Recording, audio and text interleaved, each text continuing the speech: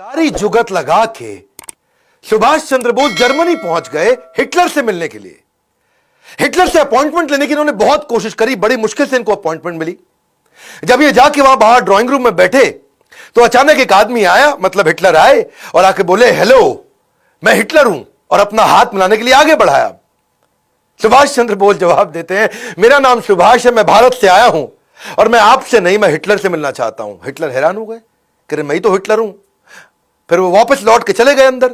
अंदर से एक दूसरा आदमी आता है, फिर आके हाथ मिलाता है, हेलो मैं हिटलर हूं, बताइए। तो सुभाष चंद्र बोस फिर खड़े हो गए, नमस्कार मैं सुभाष चंद्र बोस भारत से आया हूं, मुझे आपसे नहीं, मुझे हिटलर से मिलना है। सब हैरान हो गए, अरे ये क्या चक्कर है, हिटलर तो आए मिलने के लिए। सुभाष चंद्र बोस ने मना कर दिया मिलने के लिए, बोले मैं हिटलर से मिलना चाहता हूं। अब 3-4 जब लोग आए और सबको उन्होंने बोल दिया मैं आपसे नहीं, मैं हिटलर से मिलना चाहता हूं, तो हिटलर ने असल में अपने 4-5 बहरूपिये बना रखे थे, उसको अपनी जान का खतरा रहता था। और सुभाष चंद्र बोस हर बार पहचान गए। असली हिटलर को जब ये बात पता चली तो उसकी बुद्धि चकरा गई और वो बाहर आए। उनके लिए यह पहली बार हुआ पूरी पृथ्वी पे कि किसी आदमी ने पहचान लिया कि यार ये तो असली हिटलर नहीं है। तो वहां करके उन्होंने अपना दूरी से वहां खड़े हो गए और दूर पे आके खड़े होकर के इनको देखने लगे कि क्या चक्कर है, पहचानता कैसे। तब सुभाष चंद्र बोस खड़े हो गए और दूर से खड़े हो गए हिटलर उनको बोले कि बताइए क्या बात है, क्यों मिलना चाहते हैं।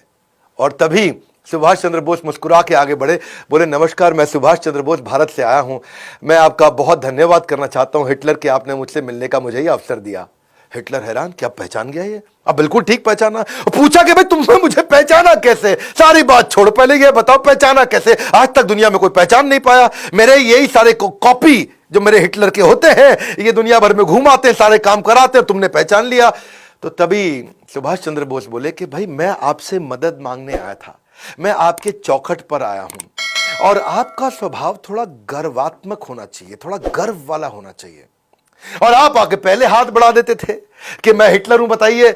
तो मैं उसी से समझ गया कि हिटलर के पास एक किसी पराधीन देश से, भारत जो कि परतंत्र है, वहां से कोई मदद मांगने आया। तो आपके चेहरे में वो गर्व नहीं दिख रहा था, तो आपके जो कॉपी थे वो राइट बिहेवियर नहीं डिस्प्ले कर रहे। और हिटलर की बुद्धि चकरा गई, बोला ऐसा इंटेलिजेंट आदमी कभी नहीं देखा, इसको क्या बोलते हैं एक्यूरेट जजमेंट। और इसके बाद इस मुलाकात से हिटलर इतना प्रभावित हुआ कि जो युद्ध बंदी इन्होंने बना रखे थे, युद्ध बंदी जो 4000 इन्होंने अंग्रेजों से जीते थे, उनको उन्होंने फ्री कर दिया और वो वहां से आजाद हिंद फौज में ज्वाइन किए नेताजी सुभाष चंद्र बोस के साथ में। हिटलर ने इनको हेल्प करी और इन्हें कहा कि देखो अगर आप आगे बढ़ना चाहते हो, जीतना चाहते हो, भारत जर्मनी से बहुत दूर है और जापान एक्सेस पावर है, हम लोग के साथ की पावर है।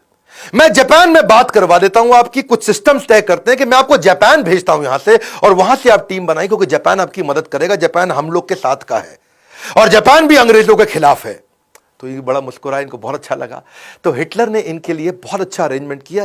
आप समझ सकते हैं, बाकी लोग भारत में ज़्यादा पढ़े लिखे नहीं थे, लेकिन ये दुनिया भर में इंटरनेशनल अलायंसेस बिल्ड कर रहे थे। अंग्रेजों को भी पता लग गया अब तक कि ये इस समय जर्मनी में है और वहां से इन्होंने पूरी तैयारी करी। इनको हिटलर ने अपनी एक प्राइवेट बड़ी पनडुब्बी दी, जिसमें इन्होंने जो जर्मनी की नौसेना की बड़ी पनडुब्बी थी और उसमें 90 दिन लगने थे। वो जहां पानी के ऊपर, पानी के नीचे सब तरह से ट्रैवल कर सकती थी। उससे इन्होंने इनको सुमात्रा द्वीप में भेजा, जो आजकल इंडोनेशिया का आइलैंड है, उसको जापान ने जीता हुआ था और जापानी सेना के कब्जे में था। ये वहां पहुंचे, हिटलर की मदद से पहुंचे, हिटलर के कारण पहुंचे।